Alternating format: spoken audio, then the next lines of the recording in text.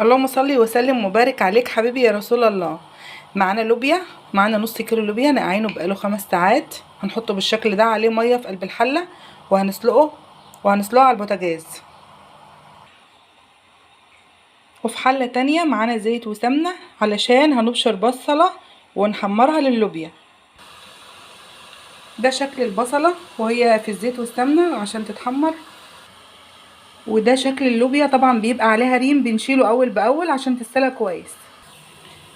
دي البصلة بعد ما اتحمرت هنحط عليها فص توم كبير مدقوق، وبعد كده هنحط الطماطم بتاعتنا المضروبة في الخلاط.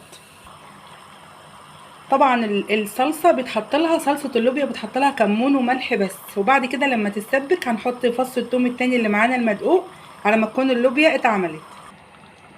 وبكده بعد ما الصلصة اتسبكت واللوبيا اتسلقت غسلنا اللوبيا وحطيناها كده في الصلصة. بعد ما تغلي غلوة 2 هنحط عليها كوباية